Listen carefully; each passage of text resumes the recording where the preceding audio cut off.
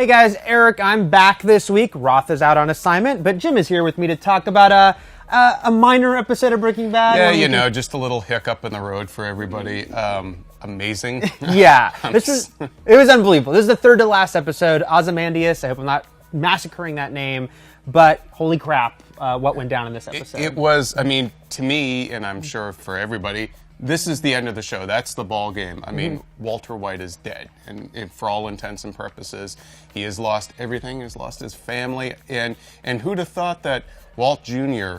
had such mettle in him that he ended up being a much stronger character, probably than people gave him credit for. Yeah, so much happened in this episode, and like you said, this really kind of was the end of the line. It's almost like the next two episodes are the epilogue, and really it was the end once Hank caught him, even if the neo-Nazis hadn't shown up. Yeah. But here we saw it happen. We saw Walt Jr. find out Hank, horribly got killed in the opening few minutes of the episode. What a great last scene for Hank, and the fact that he held on to his dignity to the very end, and also just the fact that Walt in the end trying to bargain for his life, like that would have done anything.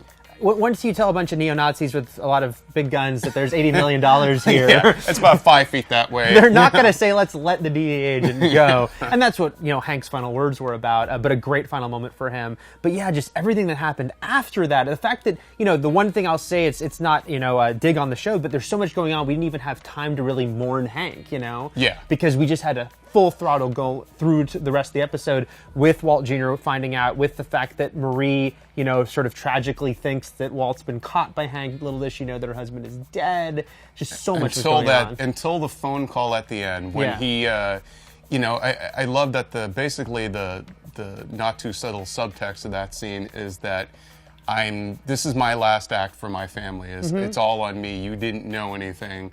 And, knowing that he's too smart to know, not to know that line wasn't bugged. Oh, yeah, of course. So he's saving his family. That's his last bit of humanity. Yeah, I thought that this episode was great at showing what Walter White has become, and the fact that they've not backed down from what a horrible person he's become without making him, inhuman. Yeah. And so this episode, he tried to save Hank, and it was kind of that last tragic thing, trying to save him. It wasn't going to work, and once that happened, it really snapped for him. He was so cruel with Jesse. Yeah. Not only did he call him out and say kill him, but when they said we want to wait, then he made sure to finally tell him about the Jane thing, for it to come out that way. He was full Heisenberg at that moment. Yeah. And I think also that's what Walt Jr. saw. Yeah. That, he idolized his dad, and that's everything has been taken away from this child. But I also think that, Jesse, the predicament now that he is in, it really is in some ways a fate worse than death. Because he's essentially a slave now to these neo-Nazis. We've long talked about, this show, thinking that the end of the show has to be, we hope it is, sort of the redemption of Jesse, saving Jesse, and now it's sort of literally that's kind of what's in the balance right now. Right. It's the last thing in the balance is Jesse's life. I feel like the show is going to end pretty much with a guns blazing thing. The pitch for the show along has been Mr. Chips turns into Scarface. Yeah. And there was even a dead-on Scarface moment earlier in the show where they're watching the movie. Yeah. And Walt just kind of says something like they all die in the end. I do feel like the show is going to end, and we've seen that, he's got the guns and all that, and he's back. He doesn't really have anything left.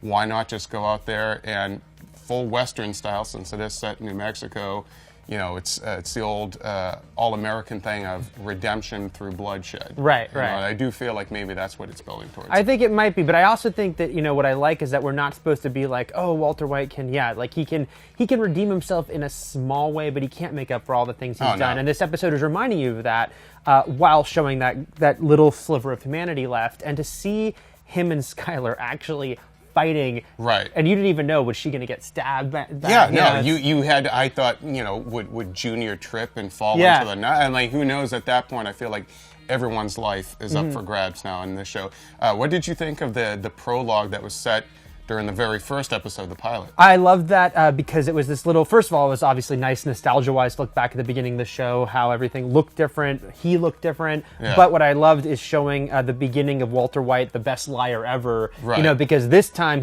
we see how he's practicing and he's like insecure and he's got more prepared than he needs. You know, once he says, my boss needs me at work, she's like, okay, sure. Yeah. But he's already gotten his mind so much more set, but we're seeing the beginning of what will become the most amazing manipulator liar we've ever seen, you know? And so also that it all ties back into the end to Holly. Yep.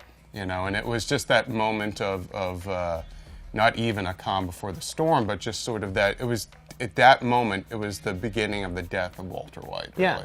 And that phone call, you know, circling back to that phone call with Skylar, it was such a huge, important moment because, you know, he's saying this venom to these horrible, horrible things, a lot of which people have pointed out can kind of mirror some of the worst people online. Yeah, it's like they just went onto the message Yeah, they just went on the message boards and said, what did people say about Skylar? Yeah. But, of course, the you know, the way it's so smart is that he's doing this to save her. It is his last... He's crying while he's doing it. He's crying while he's doing it. He knows, my family is gone to me. I can't take my baby with me for that you know, split second of insanity he was going to do. And how about that baby? This might be the first baby to win an Emmy. Right. This child is amazing. I mean, great in one of the other episodes, and then I mean, you're just watching it. It's like the old silent movies where the kid would cry, and you know. Unbelievable. They find her in the fire truck. Right. It's like, come on. I'm like that. Ryan Johnson, the director who also did Looper, which I'm sure you guys love, you know, directed this one. Isn't this his third episode of Breaking Bad? And final one that he did, right? Yeah, yeah. And so he might be the first director to probably direct a baby to an Emmy. We'll see. We'll see. You know, like we've said, this felt like the end of sort of, in one way, it felt like the end of the Breaking Bad story, the end of the Walter White family story. Of course, we're going to have to see the fallout in the next 2 episodes.